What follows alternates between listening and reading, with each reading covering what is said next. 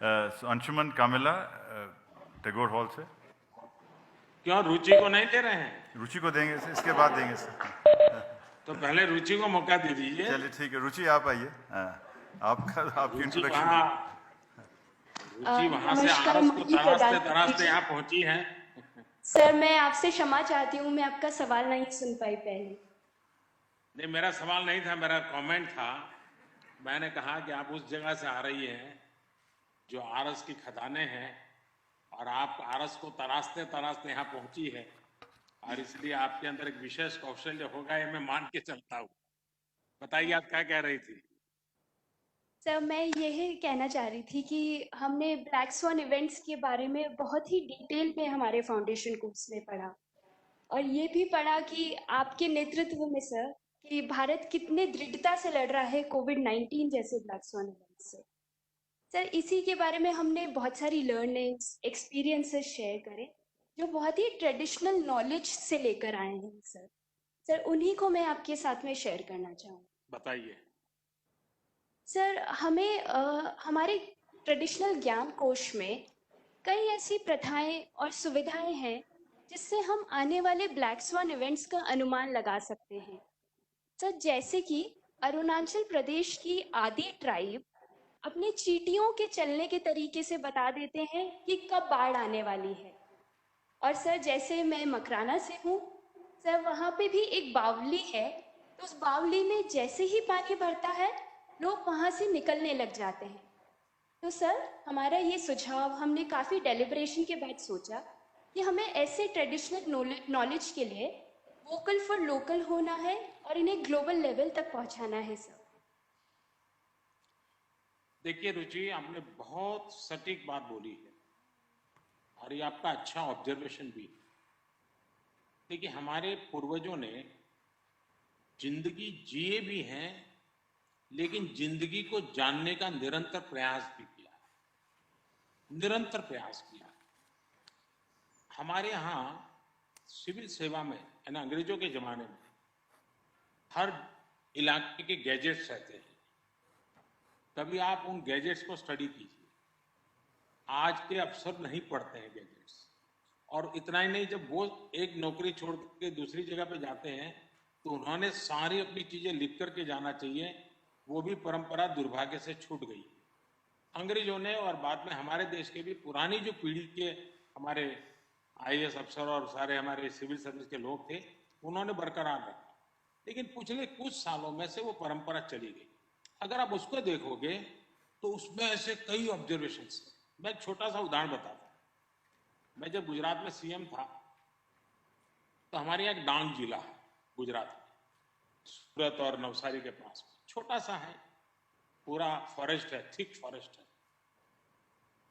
और वहां पर मैं कभी एक समाज जीवन में सेवा के भाव से दूसरे काम करता था, मैं राजनीति में नहीं था, तो मेरा वहां जाना होता। तो मुझे एक सवाल हमेशा रहता था कि वहां फॉरेस्ट में हर 20 किलोमीटर पर ऐसे बढ़िया बढ़िया गेस्ट हाउस बने हैं और जंगल की लकड़ी से बने हैं और बड़े शानदार बने हुए।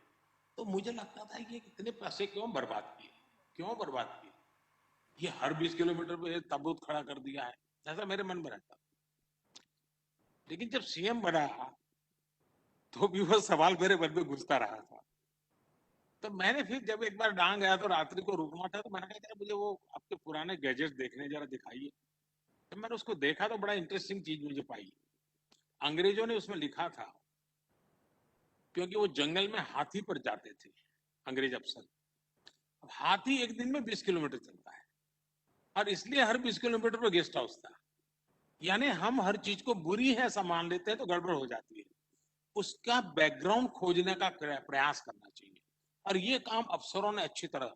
उसी प्रकार से अगर हमारे अफसर हमारे क्षेत्र की ऐसी जो परंपरागत मान्यताएं हैं उसको अगर कोडिंग करें, डिजिटली मैपिंग करें, और फिर देश में आर्टिफिशियल इंटेलिजेंस के द्वारा उसका एनालिसिस किया जाए, तो आपको अद्भुत चीजें मिलेगी। अब जैसे आपने देखा होगा, जहाँ तीर्थ क्षेत्र होते हैं वहां पर ये पूजा पाठ कराने वाले लोग रहते हैं। वो एक बहुत बड़ा किताब होती है उनके बच्चे पुरानी कई सालों से, और आप गए तो देखते ही आपको 6 पीढ़ी का चीज निकाल देते हैं कि आपकी 5वीं पीढ़ी के माता पिता इस तारीख को यहाँ आए थे। यानी क्या ताकत होती है, और कंप्यूटर से भी ज्यादा स्पीड से वो निकाल देते हैं। अब यही चीजें डिजिटल करें तो हमें कितनी पीढ़ियों का किस प्रकार के जीवन प्राप्त हो सकता है। उसी प्रकार से जैसे बारिश की संभावना है, आपको अगर रुचि हो तो एक किताब, मैं जब गुजरात में था मैंने उसका लोकार्पण किया था, कच्छ मांडवी। वो एक प्रकार से शिप बनाते थे सदियों पहले हमारे लोग, और ओमान और खाड़ी के देशों तक 400 साल पहले भी वो समुद्र में ट्रैवल करके जाते थे। तो एक व्यक्ति ने अपनी डायरी लिखी थी।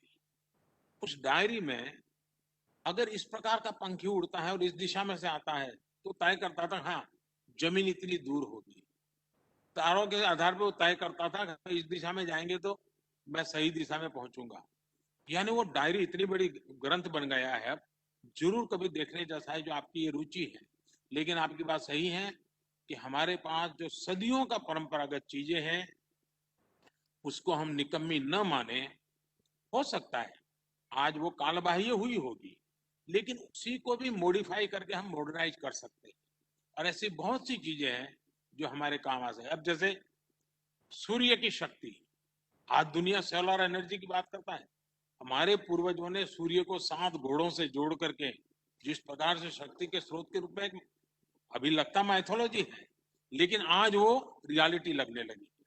तो मैं आपकी बात से पूरी तरह सहमत हूं।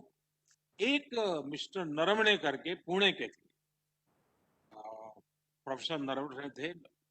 अब तो उनका सुवास हो गया बहुत साल पहले। मैं कभी किसी समय उनसे मिला था। उन्होंने 2 काम किए। हिंदुस्तान की अलग अलग भाषाओं की जो कहावतें हैं, उन कहावतों में क्या सिमिलरिटी है उसका संग्रह निकाले हैं। कई वॉल्यूम्स है उसके। यानी उससे पता चलता है कि हमारा देश में कितनी एकता थी।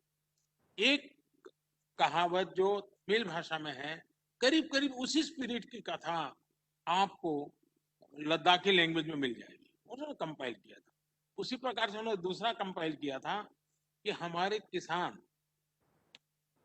वेदर के संबंध में जो फोरकास्ट करते थे, अलग अलग राज्यों की अलग अलग ट्रेडिशन थी, उसको भी उन्होंने कंपाइल किया था। अगर कभी आपको मौका मिले, मिस्टर नरवणे करके उनका नाम था, पुणे के थे। अब तो स्वर्गवास बहुत साल पहले हो गया, लेकिन हो सकता है शायद ये किताब आप देखें तो आपके कई ने इस पर काम किया है।